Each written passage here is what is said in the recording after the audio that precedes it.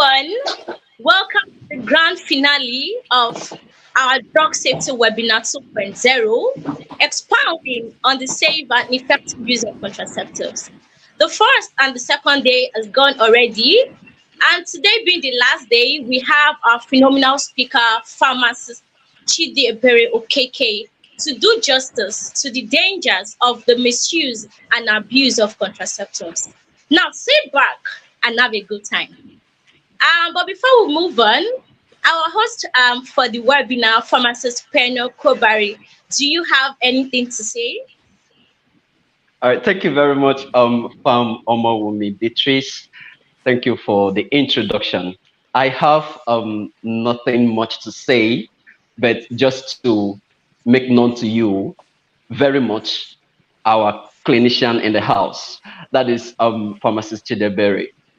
Be rest assured that tonight you are going home satisfied. You are going home guided. You are going home equipped with the proper knowledge of the dangers that are associated with misuse and the abuse of contraceptives.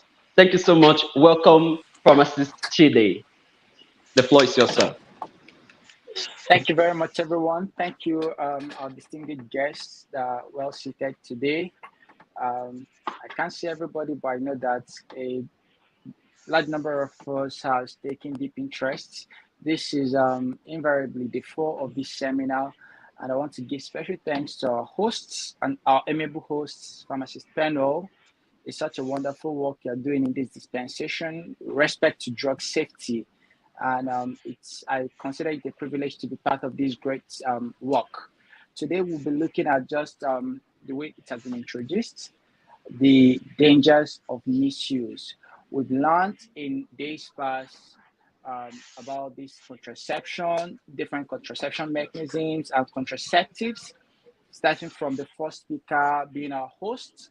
And the highlights are there. We try to find a common balance because of the existing fear. Considering the side effect of contraceptives, should I or should I not take contraceptives? Then neglecting that, should the next option be for me to get pregnant? So there is a delicate equilibrium between the choices people make.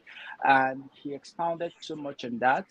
And then we still delve into the proper use. And one thing is certain, wherever there is use, there is also a misuse. There is a proper use of the different contraceptive method. And we had Francisi do a great job on that the previous day. So today we'll be looking at the dangers, having known that these things are good. Because it's good, should we now go ahead to exhaustively use them? Should we go ahead to use them at will or however we prefer to? So we'll look at if there are existing dangers, if there are points of concern, if there are things we should look more inwardly before using these contraceptives. Now, to start, I want to acknowledge that contraceptive pills are quite appealing. They are very attractive. They're not like your chloroquine or flagyl medication that are quite bitter. They usually look very small, and it's small, it's bland in taste, it's not bitter, so there's nothing discouraging people to take it. So it looks like sweets. They're quite attractive. So people can go ahead and do go ahead, not can. People don't have any discomfort in taking a lot of them at will. And because the drug is very much available in the market, there is access to the drug.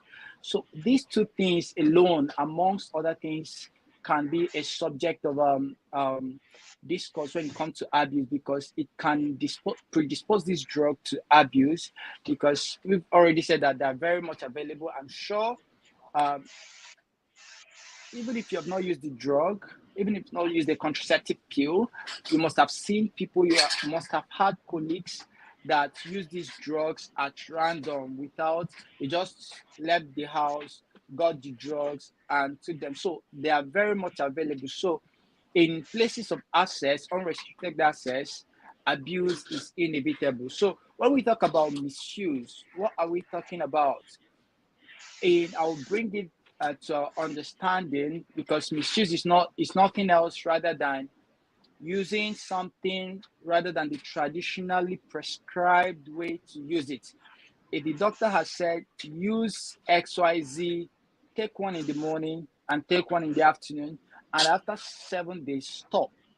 Any other instruction beyond that, or any other application beyond this instruction, is ultimately a misuse. So people can misuse these drugs by either uh, going against the doctor's prescription. If the doctor has said take one every day, and then you go ahead, maybe for personal reasons, you feel that there is a scare that comes with.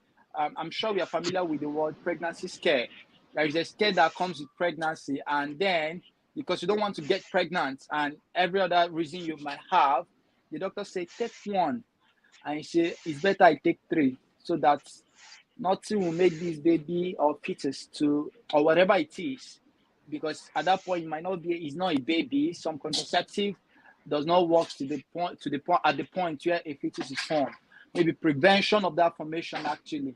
So people don't want to take chances, and out of fear, they tend to abuse this drug. They may want to take more than required in terms of number, in terms of quantity, and then they might still take more than required in terms of frequency. The doctor say take just for 2 days and stop. And you find people go an extra mile of taking 3, 4, 5 days of of these medications. I want to also stress that medications are poisons. No matter how pleasant they may be, no matter how friendly they may be at the startup, there are potent poisons, and of which, if you abuse them, there are consequences. There are consequences, inevitable consequences. Having discussed why people might likely misuse drug, also a form of misuse is using a drug without a doctor's prescription is a form of misuse.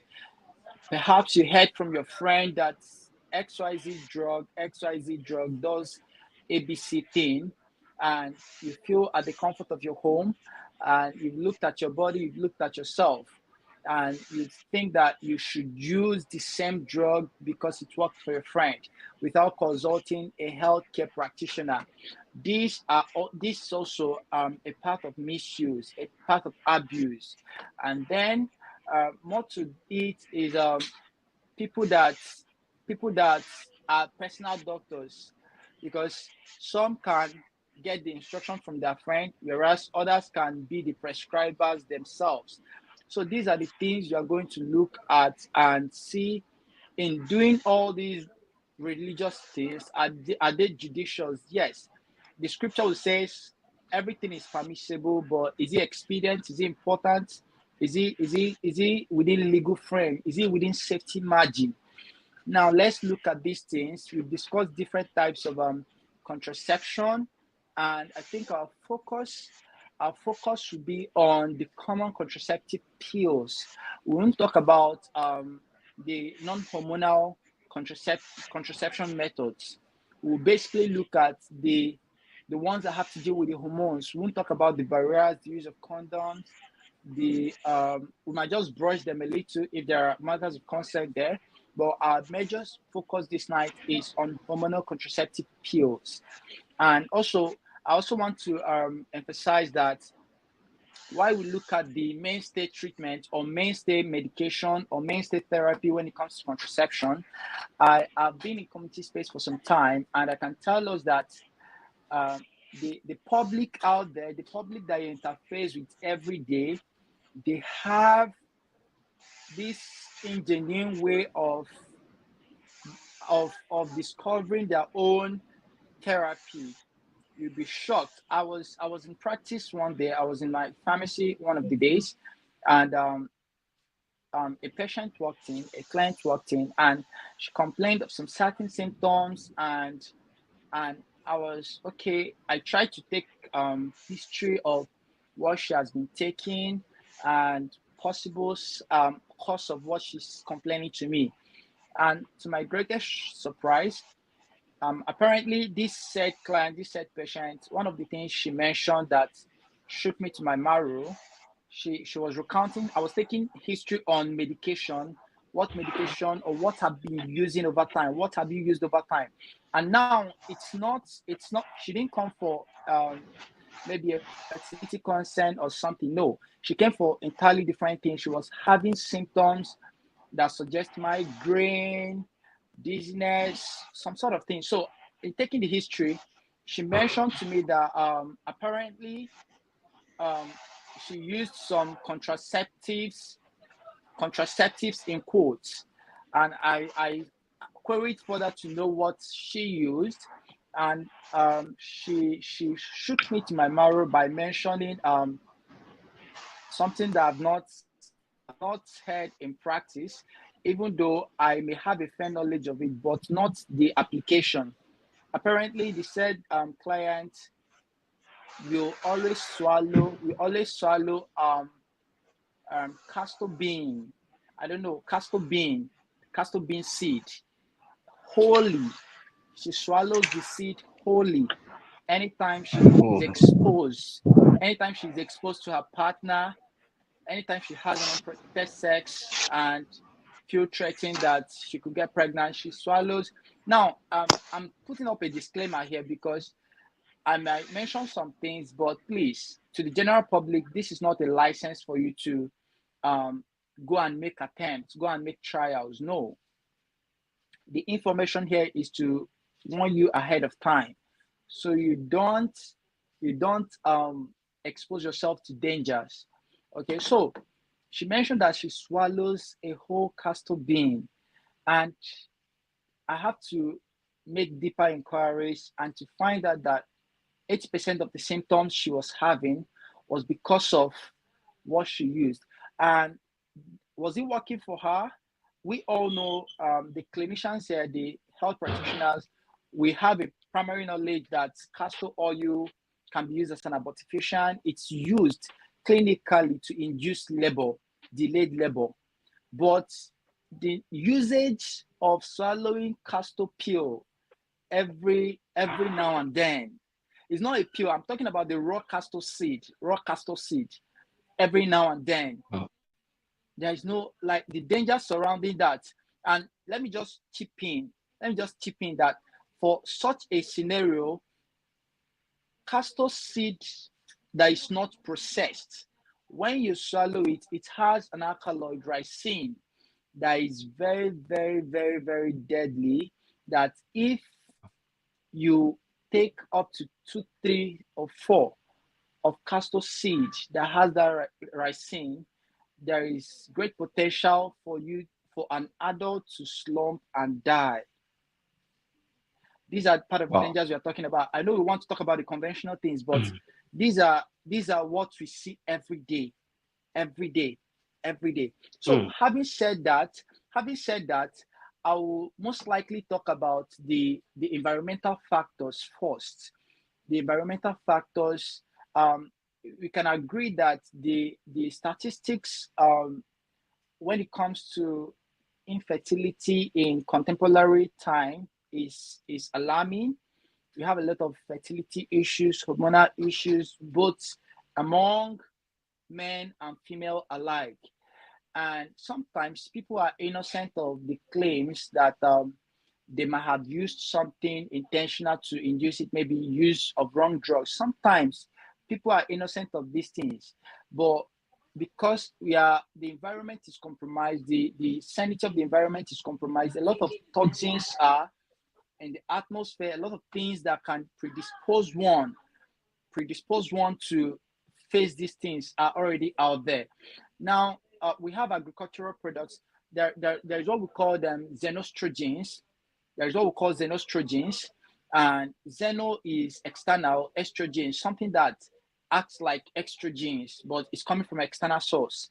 Now, we have a lot of them in every day-to-day things that we do.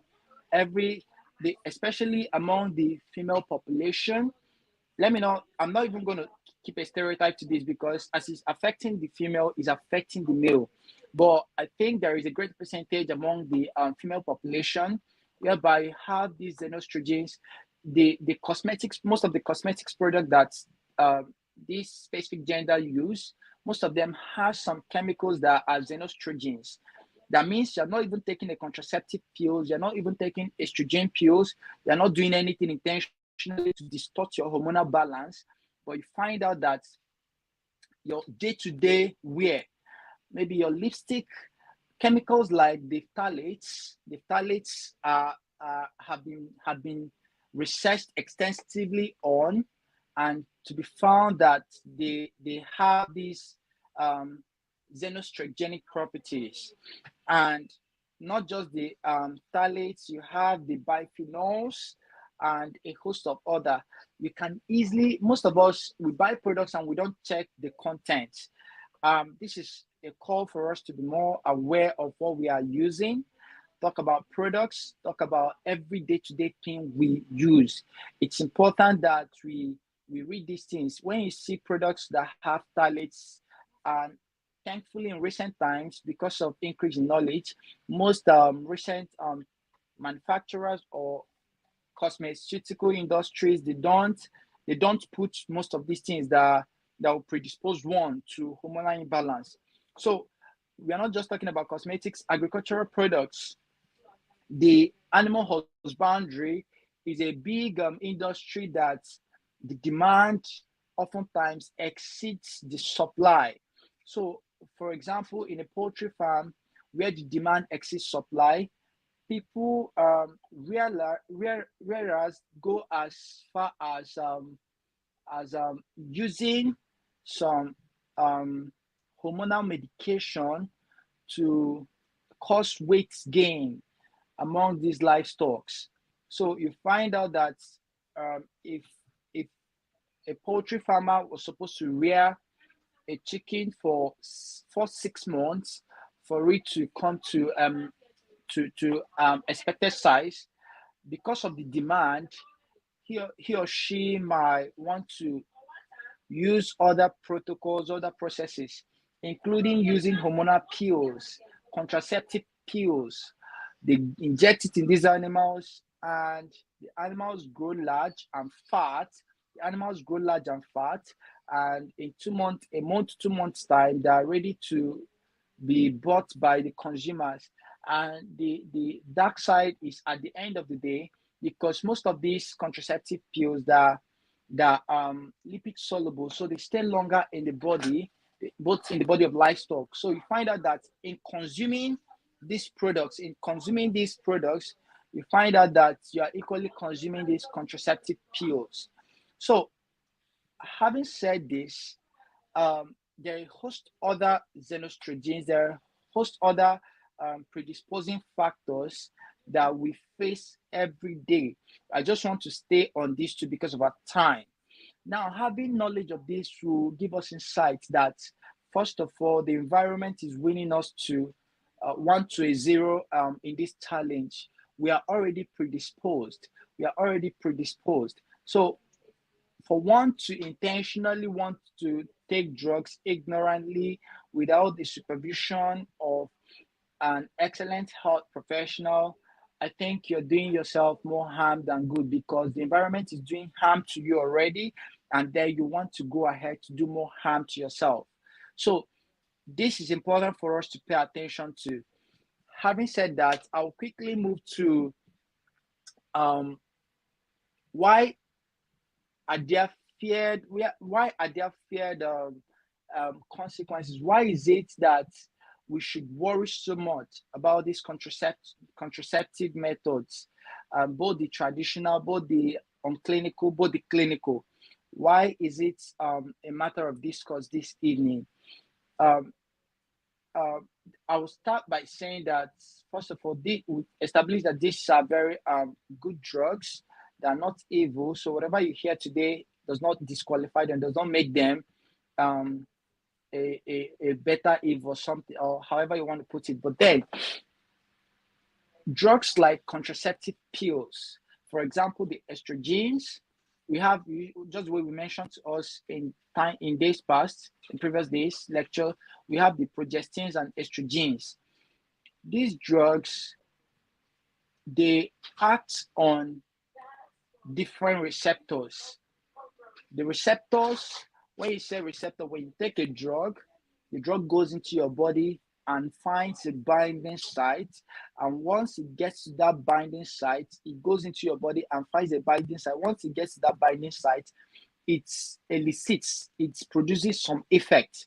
So these contraceptive pills, they have a wide array of receptors that are widespread in different organs of the body. You have these receptors in your neurons. That's talk about your brain, your spinal cord. They're there in your neurons. You have them spread around the cardiovascular system, your heart, your blood vessels, your endocrine system. You have them that are already in an endocrine system. You have them in places like your what's it called, your kidney. Yes, you have some receptors there. You have them in your skeletal system. They are there. You have them in your, when you talk about metabolism, you have them, most of them in your pancreas and even muscle tissues. So they're almost everywhere. That means whenever you take these drugs, you are taking them, yes, for contraceptive reasons. You want to prevent getting pregnant rather. So, but you find out that they are not restricted to where they will go. They enter your body, they go to different places, and if the volume that goes to different places is enough, they elicit some certain effect, and hence the side effect that you always experience whenever you take these drugs. So some persons will tell you that they feel nauseous, that they are adding weight, they do this, they do that. It's because of where these receptors are found all over your body, all over your body. That is why they are able to elicit these different effects. Okay, so what happens when you keep taking these drugs, whether prescribed or not? You just keep taking them, whether they're within small dose or not, you just keep taking them. What really happens? You keep supplying those different receptors, and they will keep doing what you didn't send them, doing what you didn't send them, doing what you didn't send them. And when the cumulative effect is now pronounced, that is when you come down with some of the dangers we're going to discuss with some dangers I'm going to discuss with you tonight. We have very little time, so I'm just trying to touch. Okay, so having mentioned that there is a widespread of receptors, and we've talked about the environmental factor already predisposing us, that we are on a delicate balance already, that some persons, you go for hormonal profiling, you find out that your hormone levels are not the same. You'll be wondering how come about this. Some of them are because of the xenostrogens, the environmental factors. So having knowledge of this makes us to be more cautious and more careful.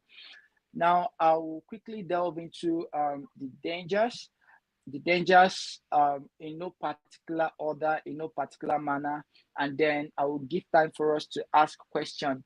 And before I do that, remember I said that the men are not left out of this. There are studies that show that men also use COCs. And remember, we are discussing misuse. People use this drug for different reasons. There is a record, there is a journal, there is a research, there is published work that has shown that some men actually use this drug to gain femininity.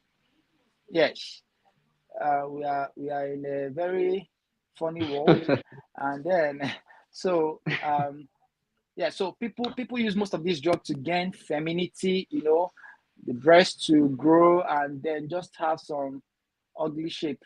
So I don't know the shape they're looking for, but they use most of these drugs. Then some persons, some men, is on record that some men actually use this drug to gain some hair growth. Like they use it topically to grow their hair, and then in among athletes or celebrities, there are records of them using COC pills to obtain a false negative result whenever they go for what's it called, drug screening. So when they go for drug screening, they take this medication, and at the end they are able to gain a false negative results. So they will prove negative, and they continue in cycles and cycles. And then there is a host of men as well that use it to gain muscle, that claim, sometimes it's a claim that they use this drug to gain muscle. Apparently, the parent compound of most of COC drugs are that from steroid. That steroid are so. Most of them will use it to gain muscle mass or gain weight or whatever reasons best known to them. So you see that nobody is left out. The women are using it for this, the men are using it for that. So at the end of the day, who is more prone to danger? I can tell us that every one of us, every one of abusers, not one of us, every one of abusers will likely be prone to this danger. And I've said that we are not ruling out the unconventional things that people do. We've talked about, I gave an example of castor seed, and I've heard people talk about using pawpaw seeds, and to gain contraception. And yes, people use it, they take it every day, they just keep taking it, there's no limit. These are herbal drugs, there is no dose, there's nothing, they just keep taking it and to gain contraception. And these are the issues, these are the dangers we are looking at. So at this juncture, I'm very excited that you have a bubbling audience this evening, and I think that's giving me some encouragement. Good, good, So yeah, good. so I'll quickly take a few, and I think our question and answer session will narrow our thoughts even better. So I won't have to discuss everything because of time. So, but I'll just mention a few dangers. I will mention them, maybe explain a little if need be. Yes. So in no particular order, I may just talk about organ system. We've talked about nephropathy. We said, first of all, I mentioned that the receptors are almost everywhere in your body. Almost all the organ system in your body, you find maybe estrogenic receptors, and they're everywhere. So when because they're in your central nervous systems, you find them in your neurons, you find them in your brains, there are possible side effects on long-term use. I'm sure if you're in practice, or you must have seen people around you that maybe abuse this drug, and they will tell you, if you observe them over time, they tend to be depressed. This medication can result to depression. It's proven over time that abuse of contraceptive pills can expose one to depression. Anxieties and depression are very, very much associated with this medication. And that is when you don't use it according to prescription, when you just use it, because ideally when you're using a drug, you're supposed to be under monitor of your healthcare professional, and the doctor or pharmacists will monitor. When the drug is not necessary, there are options. They should give you an option of what works best for you, because people with comorbid condition are also things of consideration. When you meet your healthcare professional, they take some information from you: hereditary factors, disease conditions. These are the things that they put into factor before they can pick one out of the multiple contraception method or hormonal contraceptives. They will look at all these things before saying use this one. But you, when you feel that you already know that XYZ used it and it worked, and you want to use it, there is neuropathies, and significantly it manifests as depression and anxiety. And then you have some serious cardiovascular disease condition.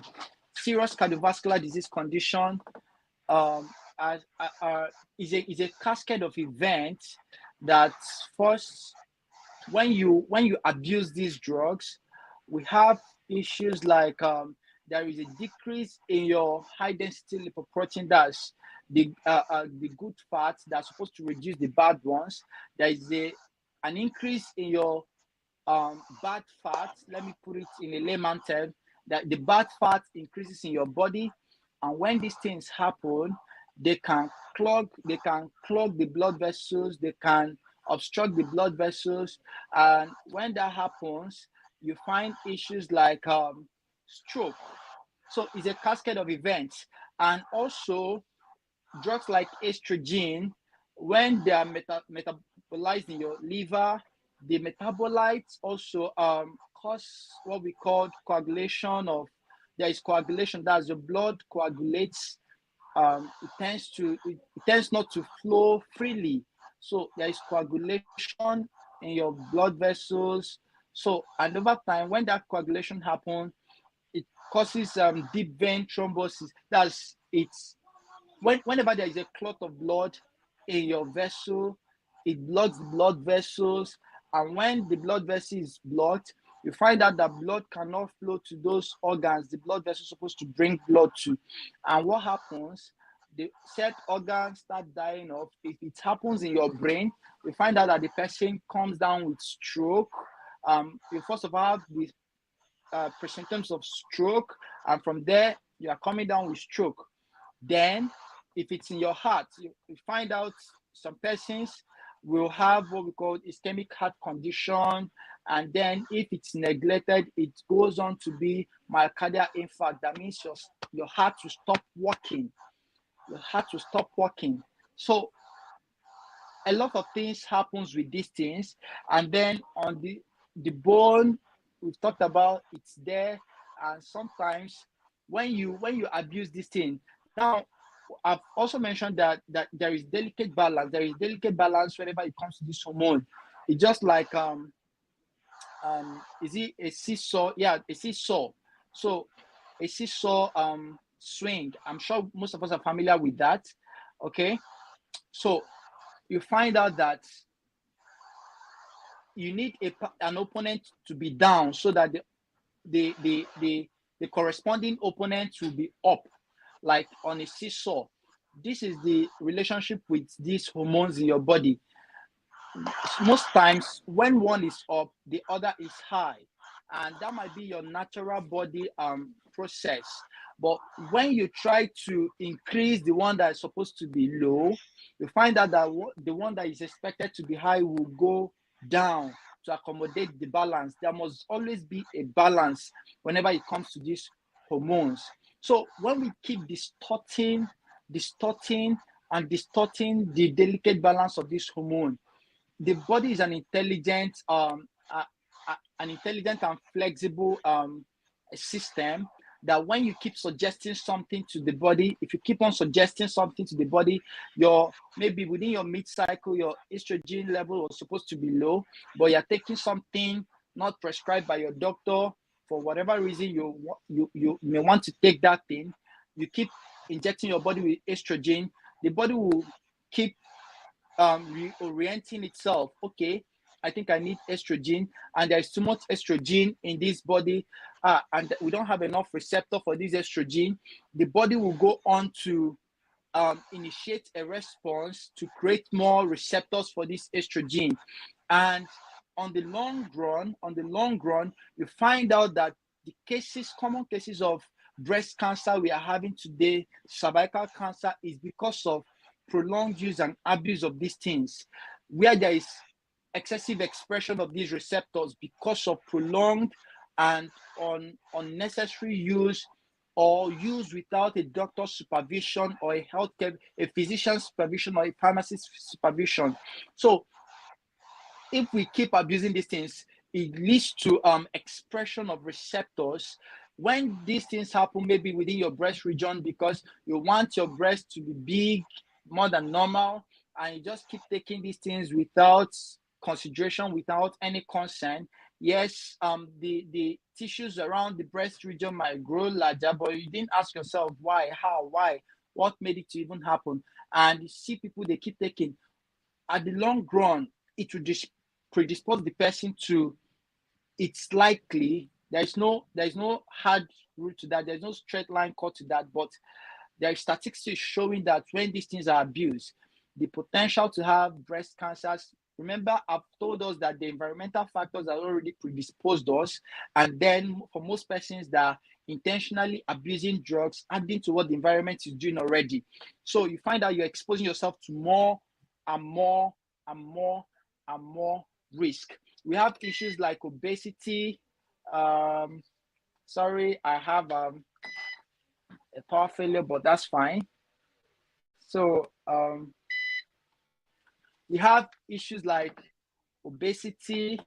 We have issues like obesity, very common among abusers. It's a side effect, but the side effect is not just the one that comes and go. To gain weight, is not as easy as losing weight. You all can agree with me. And these things is a result of distorting the normal body metabolic processes. So, and what happens most times when we abuse this drug, there is intolerance, and some of these drugs on long term they affect the glucose receptors in the body, and that predisposes one to diabetes. There are issues of diabetes when these drugs are abused. So it's a myriad of things that can happen when I know we know of the common ones, the hormonal, the menstrual cycle distortion among the women. Okay, maybe you're expecting your period to be around so time, and suddenly you are having a breakthrough bleeding in between the expected dates. You have not even gone half of the day, and you're having a breakthrough bleeding. These are part of the things that you can observe whenever you abuse these things. We've talked about diabetes. We've talked about dysmenorrhea or amenorrhea, irregular menstruation or no menstruation at all. We have issues like PCOS and a host of other things. So because of some environmental factors and time, I would like to bring it to a quick summary so we can ask our questions, and then we discuss, expound further, and then see how we can conclude from here. So just do I said, this topic has not the public has a lot of knowledge on contraceptive, like talk about, if you ask your friend what should I use, I had an unprotected said, they will mention the drug, maybe go and get Postinor, go and get Postinor 2, go and go post pill, go and get this. They have knowledge of this drug, but the knowledge of the dangers associated with the abuse of this drug has not gained a sufficient pace, We are still living in the dark about the dangers. And that begs the question, what we ought to do. It's an encouragement for us to, we may not get everything, but I think we've established the point that there are significant dangers with this use. And we are supposed to be stewards of this knowledge, be stewards of this caution. Tell your friends. Don't be there and someone will tell you that they swallow a castor seed and you just allow it to be. No, be a good friend, be a good mentor, be a good mentee. Tell the person this is not nice. Why not speak to your doctor if you have a need for you to use a contraceptive, whether hormonal or whatever? They will always come through. So be a steward.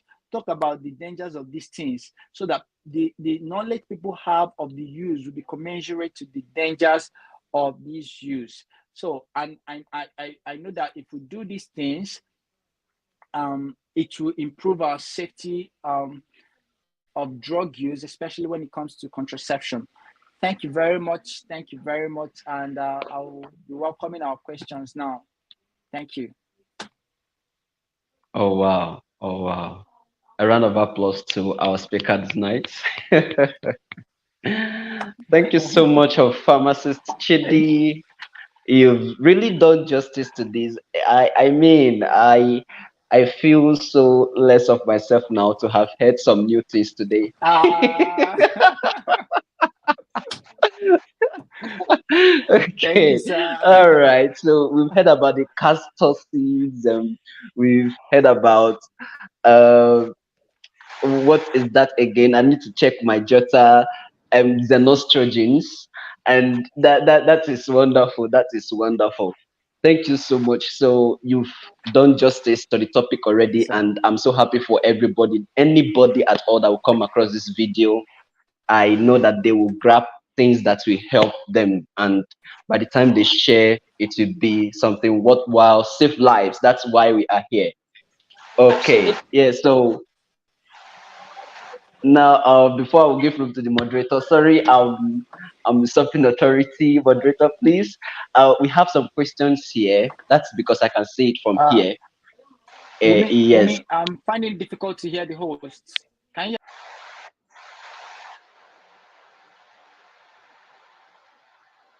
All right. Pharmacist Umi, you're here, right? Yes, I am. Okay. Um, Good to know. I okay. think our moderator has a little issue, so he will join us very well. I mean, we are having questions, and time is not on our side. I pray he comes very fast so he can attend to these questions. Um, So pending our waiting time, if you're here and you missed the first two sessions, I would advise you check the links out at the pharmacist. If you've not subscribed to this page so that you won't miss any life-saving um tips like this. Thank you. well done for that information. Yes, our speaker is back. Okay. All right. Thank you so much, sir. Um, Thank you. you can't run away from these questions. I must say that. You can't run away. Okay, so Nigeria will not allow you run away from it. NEPA network, no way. Honestly, We are here. yeah, we are here. We All are right. So here. yeah, very quickly, you can just check on the screen here. Let me highlight this first question that came up. Yeah. So you can read it, sir, and answer the question. I think we have just 10 minutes to round up. So sorry about the time. Let's go, sir. Thank you. Okay, so I have the first question from Michelle Clarkson. If these contraceptives are so bad, why do pharmacies and medical professionals still recommend them to people? Okay, so I started off by telling us that drugs are poisons. They have a thin line between being useful and being harmful. So even the least drug, whatever you call it, the least drug, vitamin C or whatever, if taken in a manner that is not prescribed by a qualified health professional, you find out that it will pose a harm to you. So the drugs are not extreme bad when they're used accordingly, when they're used according to prescription. So just the way I said, for example, let me just cite one example. Um, for someone that abuses let me say common levonorgestrel, and this person is prone to acne, and maybe there is a need for this person to, because acne, when you talk about integumentary system, the skin, one of the dangers, or yeah, that you get from abuse, not using the right thing, is also acne. Second generation progestins like the levonorgestrel has very high androgenic property.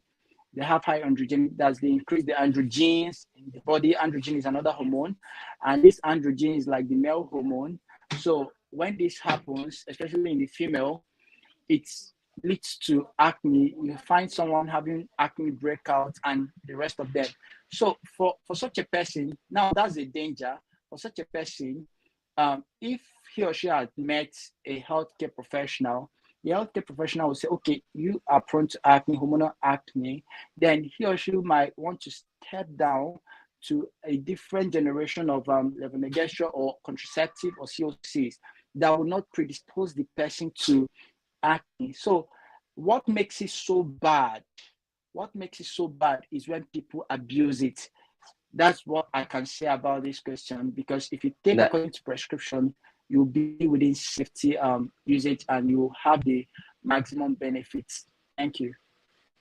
Oh, that was apt. That was apt. So it means that these contraceptives are not so bad, but they are so No. bad when they are misused or abused. All right. Yes, Okay. yes. So to our moderator, please kindly read this question um for our guests to answer. Thank you so much. Question is on the screen, ma'am. Oh, okay. So the question here reads, how many times in a month can a lady use an emergency contraceptive pill? Okay, so thank God the instruction is well spelled out from the name of the drug, emergency pill, emergency. In case if you don't know what emergency is, it was not, it just happened. Accident is not planned. You did not book hotel, you did not book appointments. There was no planning. It just happened.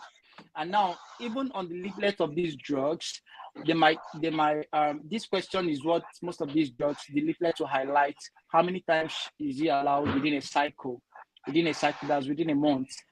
They will tell you there is no scientific proof to suggest how many times, but then there is a caveat. They will advise that you are supposed to use this drug once every month. It's not compulsory that you use once every month, but if the condition predisposes you that you must use this drug, it's advisable that you just use it once in a cycle. Remember that something like levonorgestrel in your emergency pill, there are high doses that are not your usual doses of progestins. If you find progestins in combination, most times they are on lower strength, but for emergency contraceptive pills, they are high, up to I think 1.5 milligram of levonorgestrel. So it's like a loading dose of this medication, and it has significant effect on your body. You don't expect your body to keep responding to this overload within a cycle. So the answer to this, if I must come straight, is if you must, let it be once in a cycle. It's an emergency pill. Emergency means that there was a condom burst, or you are in prolonged COC, and maybe you traveled and forget, and then you forgot that you're supposed to use this drug, and then you use it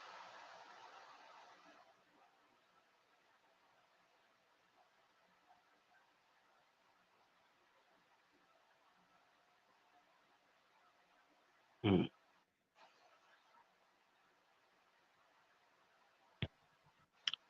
Network is somehow down.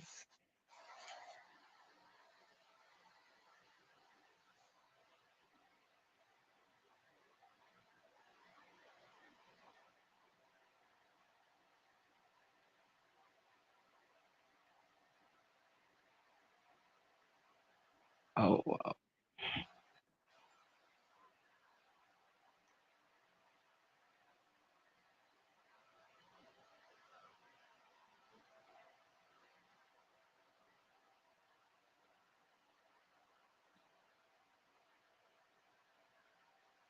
Okay, we apologize for the bridge, and this is really disturbing this night because we have lots of questions this night um unattended to, or yet to be attended to, and time is not on our side. So let's still wait on our moderator once again and hope that he comes through quite early.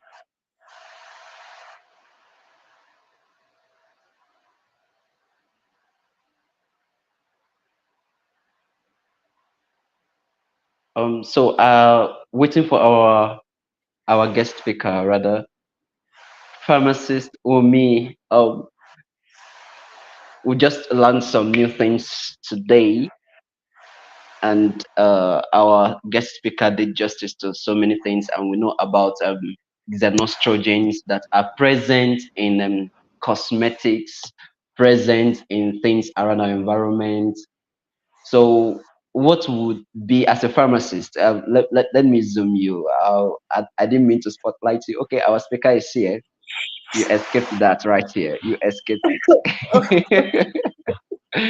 All right. Uh, All right. Our so we'll get speaker to is that back. later. Yeah. Okay. So our speaker is here once again. Welcome, welcome, pharmacist Thank you. Chide. Yeah. Thank you. Welcome, Sarah. So you were about It's a nice. summarizing the last. Yeah. You Yeah. already So did, right? yeah, Okay. yeah, almost. So once in a month is fine. Then it's Okay. not necessary that you take. Go for a proper. If you know that you are going to be exposed always, meet your healthcare professional. There are longer term contraception that you can subscribe to, or you can use your condom. These are safer. They save you much harm. So I'm not taking your posting or two like water. And currently there is an infusion into the market. I think normally the ideal because it's an emergency pill, you always find one tablet of 1.5 milligram. But now you have people that are walking into the pharmacy and they're looking for a particular brand that has 10 tablets of levonorgestrel in a sachet. They want to buy a That's pack of serious. 10. Yes, there are Wow. brands like that, and I'm very sure that it's not a pharmacy, it's not a pharmacist that it's That definitely all designed these that. yes, that designed it. So because we have the knowledge that this is not so good, you're not supposed to have much of it, and so a pill per pack is what is designed. But you find products out there that have 10 tablets of this pill, so at your disposal they pop it as much as they want, and that is very harmful. That's very Wow. harmful. Wow. Wow. All right. So moderator, over to you. We have the second question on the screen. Oh, yes. So there is a question here which says, Sir, is there a way to reduce the dangers of these drugs? Okay. Yes, there are ways.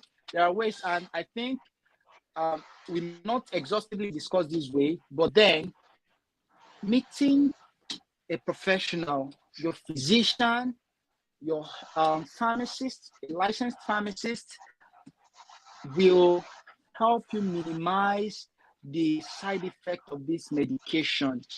Because why? We have a myriad of products out there. We have molecules out there that are contraceptive pills, especially hormonal contraceptives. Now, I've mentioned about history taking. For example, if you have a history of maybe deep vein thrombosis, cardiovascular disease condition, your doctor will not place you on the first, second generation of all those progestins. Rather, he will make a better suggestion for you to go with third or fourth generation. Which have minimal risk when it comes to cardiovascular effect. For example, you are having a kidney problem and you wanted to use a contraceptive pill. Things like Yasmin. Yasmin is very common on the shelf. People will easily go to buy it, but then is it the desperinone in it is potassium sparing, and because you are lacking in that knowledge, you tend to use that potassium sparing. It will add to your kidney case. So I think speaking with your healthcare professional will help you minimize this risk. And because you're under a watch, when there is a need for them to make adjustments on the particular molecule you're using, such adjustments will come in handy. So I think that's what works at this point. Thank you. Oh my goodness. Wow, thank you. That's awesome. That's awesome. So let's still just move on to the second question from this young man. Okay. Okay, so I read, how long would a single dose of an emergency contraceptive pill serve me? That is, if I use a pill today, can I use it again tomorrow or next after an exposure. Okay, so So that's how for long? emergency contraceptive pill. I'm sure that there was exposure on the topic from the one how this medication works, and depends on the time you use them. Depends on the time you use them. So if you're using a contraceptive pill, what is it supposed to do for you? Emergency contraceptive pill is supposed to either delay ovulation or maybe the peripheral effect, thickening of the mucus of the vagina, and whatever it has to do at that point. Now, from practice and from anecdotal knowledge, if you use a contraceptive pill now, and 2 days after you go and expose yourself, there is no guarantee that it will serve you. In fact, there's no guarantee. And these things are drugs, they have their half-life. By the time you are having the sexual intercourse, these things are off, has wind off your body. It has wind off your body, it's no more there. But that's not a guarantee for you to keep taking this medication over and over and over. You guys can go. You guys can go. So you have to if you know that you'll be exposed, that's the advice I'm giving. If you know that you'll be exposed, it's better you stay on something that you use every day. There are daily contraceptive pills that are with lesser harm rather than the high dosing emergency pill. So the one you take today will not serve you tomorrow. Thank you. Well, thank you. Hmm. Well, can we really clarify that, sir? Sorry. Like your last statement, the one you take today will not serve you tomorrow, right? Okay. And yes, yes. Because okay, we have things like ulipristal, like that is Ella1. We have the normal levonorgestrel. So what if I take levonorgestrel one tablet today and I had sexual intercourse? Sorry, not me. Not, okay, so so someone had sexual intercourse, then tomorrow Yeah. accidentally had another sexual intercourse, but he had already taken an emergency contraceptive pill today, Okay. like common in Okay. couples, you get. So what should that Okay. person do? Okay. So when it comes to pregnancy, now the theory of these drugs, how they work. Some of them, I think it's a game. I don't want to put it a game of chance and time or luck. I always advise to be on the safer side. It's good that you make room for unforeseen circumstance. The drug ideally should perhaps, if the time frame, if you're talking about 6 hours interval after taking the pills, or yes, it may provide some covering. And remember that when you use these drugs judiciously, their percentage rate of effectiveness is like 87%. And you taking them and they have entered your body, maybe metabolized, and they have worked some work, and then it's not all the percentage of drug is there. It might still have some effect. Maybe the vaginal mucus might still be kicking, preventing the cervical mucus might still be kicking, preventing the flow or movement of the sperm cells. That might still be there, but it's not usually 100% guaranteed. So our advice, first, be sure be sure that the window period is not wide. If it's wide, please seek alternative contraceptive pill. Discuss with your health professional. Thank you. Mm, that's perfect.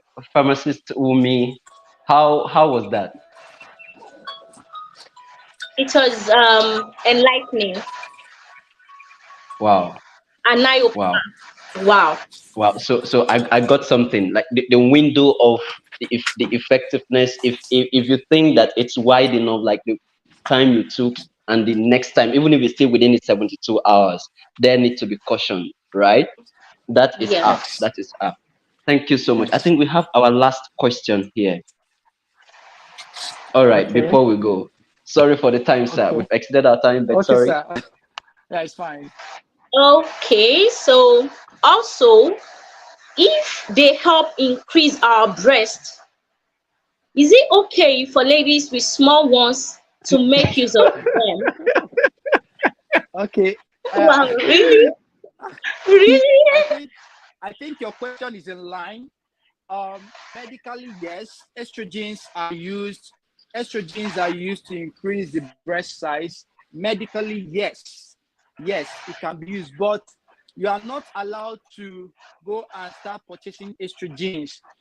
It's a common use apparently in Western world, where we have incidents of transgender people moving from male gender to female gender. Part of the therapy given to them to develop secondary sex characteristics like the development of breasts and the rest of them include estrogen therapy. It increases the breast size, but then why are you increasing your breasts? Your husband would like it the way it is. So please don't ever go to the market to go and purchase estrogens. There are dangers with these use as well. So please, they may not speak about it often on the media, but then don't expose yourself so much to such harm. Discuss with your health professional. There are safer ways to go around it. Even if you are going to use estrogen, at least under recommendation, frequency can be managed properly. Thank you very much. Oh, Thank Oh, you. that's awesome. And even getting from what you said, getting to know that estrogen is like a feeder to some forms of cancers and endometriosis and even fibrosis. It's even more Yes. dangerous to do that. Wow, Yes. wow. All right, thank you very much. Over to you, moderator. Let's let our speaker go because he has Thank really you. tried for us thank you. tonight. So please Thank you. round off and let's round up, please. Over to you. Wow, Fam Chidi, thank you so much for the Thank wonderful you. section. We're so Thank glad you. to have you here. And I'm It's very a sure pleasure. others, every other person watching this right now, or maybe later, will be so glad to come Thank across you. this. Thank you so Thank you so much. much. Oh, Thank Thanks all for you. right, having all me. right. So, Thank you. to wrap it up, I really appreciate everyone. Thank you so much, our guest speaker. Thank you, our moderator. You've done a nice job tonight. I thank God most. I mean, above all, for the seemingly steady network tonight as compared to others. And Yeah. we are committed. We are resolute. We are stern to provide this information to you, the public, to ensure that you are safe, your health is guaranteed. So stay glued to this platform, recommend it to your friends, and refer people, share the link. These informations they are priceless. The information are priceless. You can't afford to miss them. They are life saving. So keep sharing, and God bless you and ensure everyone's health. Thank you very much and have a nice time. Yeah. Bye.